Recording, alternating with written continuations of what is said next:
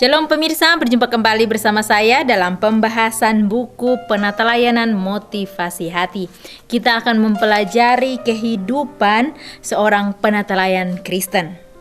Sebagai seorang Kristen, kita perlu mengakui keadaan atau kondisi berdosa kita sebelum kita melihat kebutuhan untuk berubah. Perubahan itu dapat datang di dalam kehidupan kita jika Kristus yang bekerja di dalam masing-masing kita. Dan di dalam buku ini kita akan mempelajari pernyataan karyanya di dalam kehidupan kita dalam bidang penata layanan. Dan kita akan mempelajari juga bagaimana kita akan mengelola harta milik Tuhan melalui kehidupan kita untuk mendatangkan kemuliaannya dan dapat membantu atau menyelesaikan akan pekerjaan Tuhan di atas bumi ini.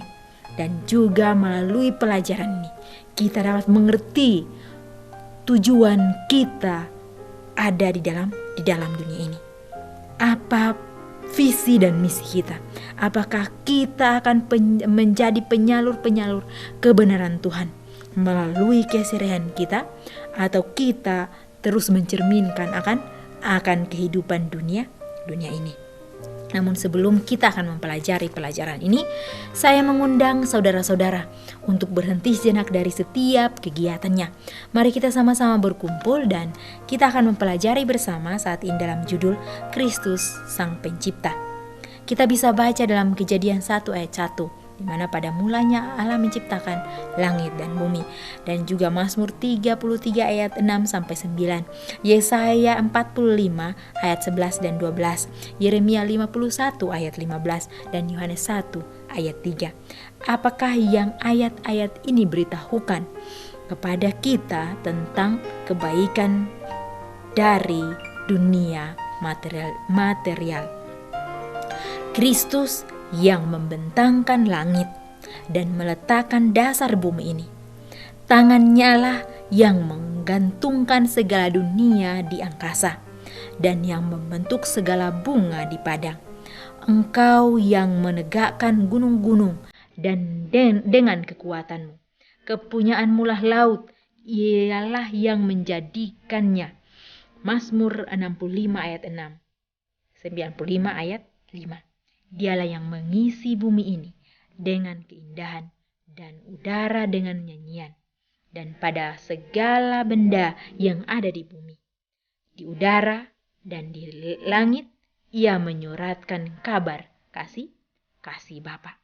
Ellen G. White, Alpha dan Omega, jilid 5, halaman 14. Jadi sangat luar biasa.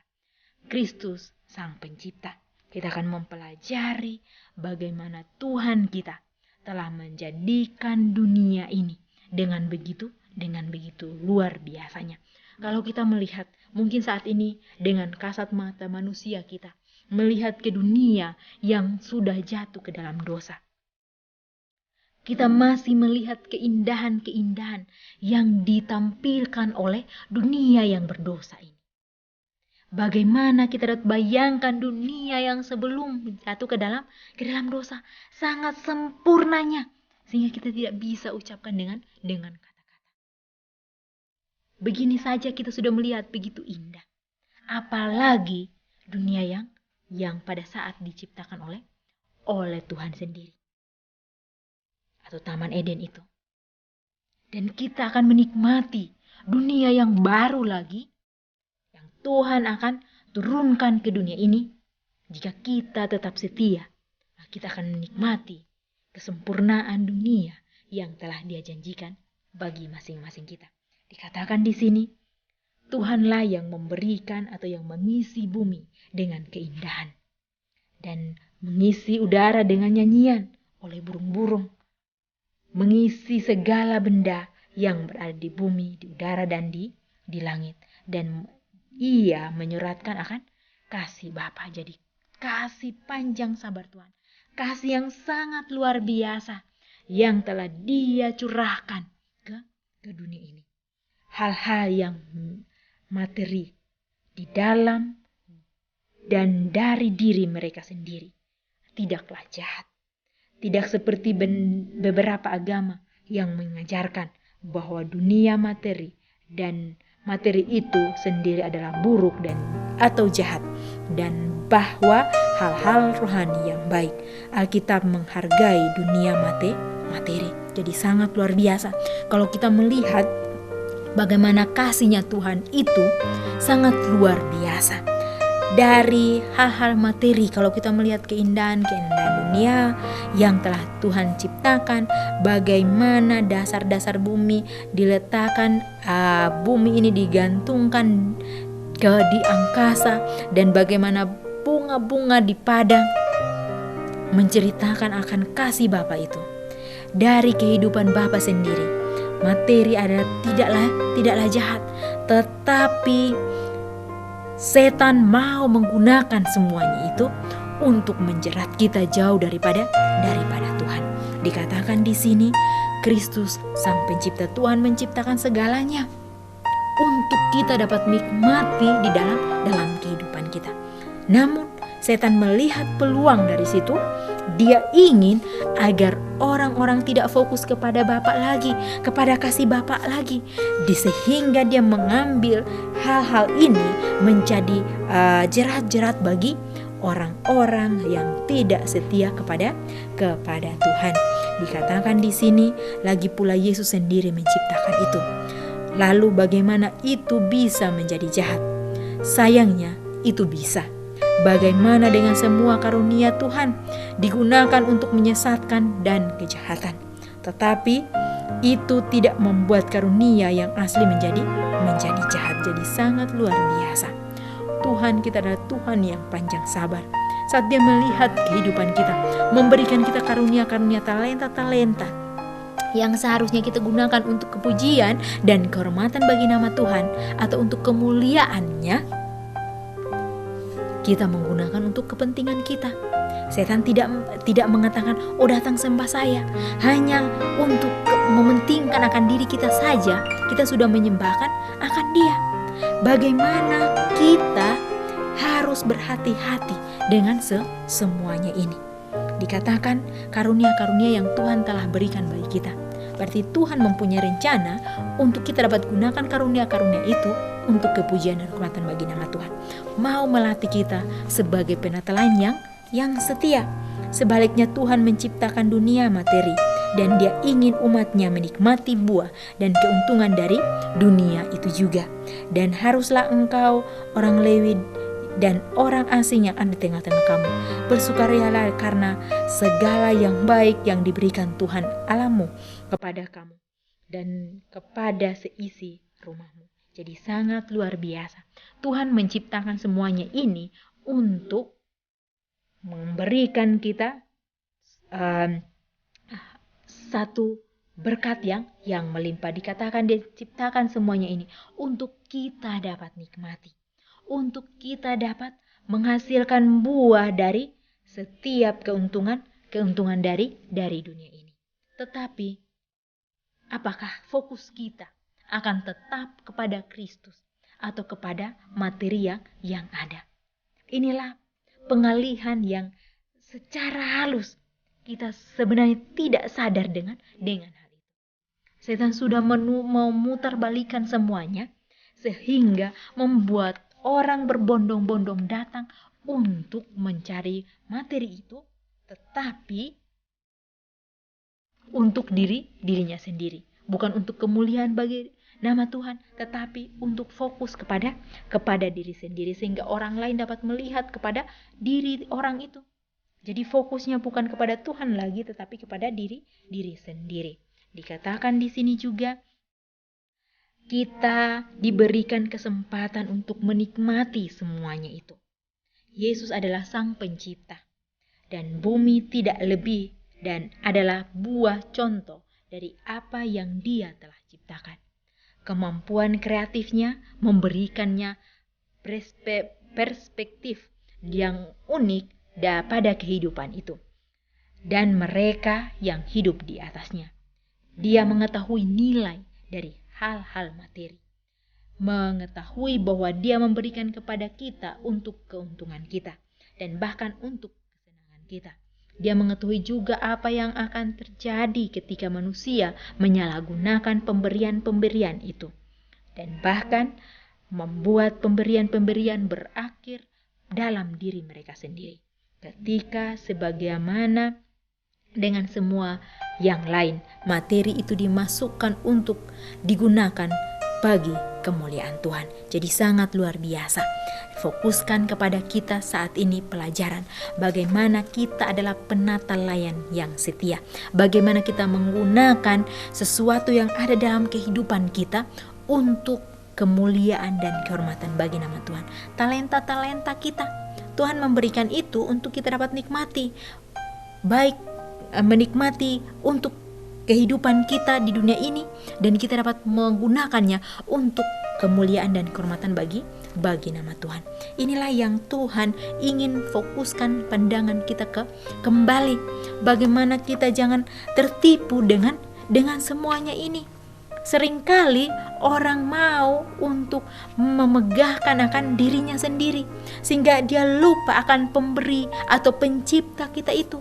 Dia lupa bahwa semuanya itu karena usahanya. Tapi kalau kita melihat kembali, itu adalah titipan Tuhan bagi masing-masing kita, untuk kita dapat kelola. Bagaimana kita dapat kelola untuk kemuliaannya. Cara seperti apa akan kita gunakan untuk dapat mengelola berkat-berkat Tuhan itu, sehingga kita dapat menjadi penata-layan yang setia. Dikatakan di sini Tuhan mau memberikan kita keuntungan dari situ, dan juga kesenangan kita, bagi kesenangan kita. Tetapi seringkali yang kita salah gunakan adalah memfokuskannya kepada diri kita, untuk memegahkan diri kita, untuk menggunakannya sehingga kita merasa lebih dari yang lain.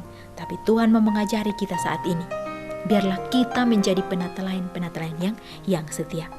Jadi saat kita menerima berkat-berkat Tuhan itu, fokus yang pertama kita bukan untuk diri kita, tapi fokus yang pertama kita, apa yang saya gunakan dengan berkat-berkat Tuhan ini? Apa yang saya akan buat dengan berkat-berkat Tuhan ini? Apakah saya akan gunakan untuk memajukan akan pekerjaan Tuhan, atau untuk dapat menolong orang lain? Bukan fokus kepada diri kita. Ini pola pikir yang kita harus rubah di dalam kehidupan kita, sehingga berkat-berkat Tuhan itu datang saat kita sudah bertanggung jawab dengan berkat-berkat Tuhan yang terkecil sekalipun. Maka Tuhan akan memberikan berkat-berkatnya yang melimpah, atau karunia-karunia yang melimpah, untuk kita dapat gunakan sebagai sarana untuk kepujian dan kehormatan bagi nama Tuhan. Dan biarlah amatilah karunia luar biasa dari dunia yang diciptakan. Bahkan setelah kerusakan akibat dosa, kita masih bisa melihat kebaikan melekat bagi begitu banyak di atasnya. Apakah dunia yang diciptakan dalam kebaikannya? Katakan kepada saya tentang kebaikan penciptanya. Jadi sangat luar biasa. Dunia telah dijadikan, dan walaupun sudah dirasuki oleh penyakit dosa yang setiap hari merajalela, tapi kita masih melihat keindahan-keindahan dari dunia ini.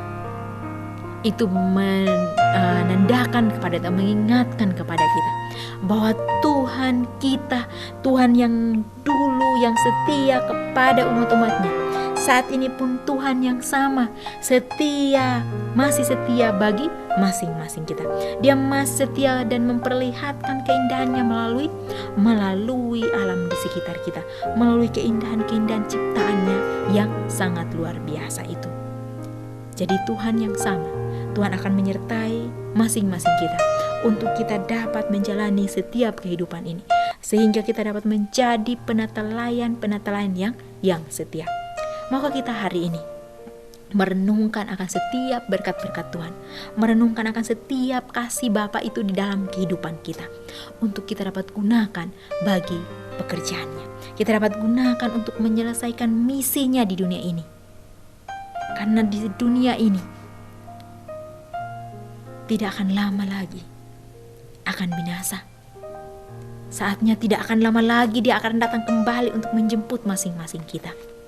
Dan biarlah kasih Bapa itu akan terpancar melalui kehidupan kita. Biarlah apa yang telah Tuhan titipkan bagi masing-masing kita dapat pergunakannya dengan baik. Setiap apa yang Dia berikan, setiap apa yang kita miliki, baik hanya itu tenaga saja, bukan materi, bukan apa-apa yang kita punya, kita bisa gunakan tenaga kita untuk membantu akan pekerjaan Tuhan, untuk menyelesaikan pekerjaan Tuhan. Karena saat ini pekerjaan Tuhan sedang menanti masing-masing kita, sedang menanti akan persiapan masing-masing kita untuk menyambutnya menjadi penata lain yang setia di dalam kehidupan kita. Bukan hanya uang kita menjadi penata lain yang setia, tapi melalui kehidupan kita, melalui waktu kita, melalui apa yang kita gunakan dalam kehidupan kita. Biarlah itu menjadikan kita sebagai penata lain yang setia. Dan biarlah melalui pelajaran ini kita didapat diingatkan kembali bahwa kesetiaan Tuhan masih ada dalam kehidupan kita untuk membawa kita kepada penyerahan yang sungguh-sungguh, sehingga rencana Tuhanlah yang akan menjadi bagian masing-masing kita. Dan biarlah melalui pelajaran ini kita dapat diingatkan untuk terus bersyukur, untuk terus melalui penyerahan yang sungguh-sungguh. Dan biarlah iman sebagaimana yang Yesus miliki akan menjadi bagian masing-masing kita. Iman yang tidak menggunakan kekuatannya, tetapi dia menggunakan kekuatan daripada Bapa, sehingga dia keluar sebagai pemenang. Kita pun sama, kalau kita mau keluar sebagai pemenang nantinya, biarlah kita melalui penyerahan yang sungguh-sungguh datang kepada Tuhan, agar Dia yang menuntun kita, agar rencana indah Tuhan lah yang akan terlaksana dalam kehidupan kita. Kita akan berjumpa kembali di kesempatan yang berikut. Tuhan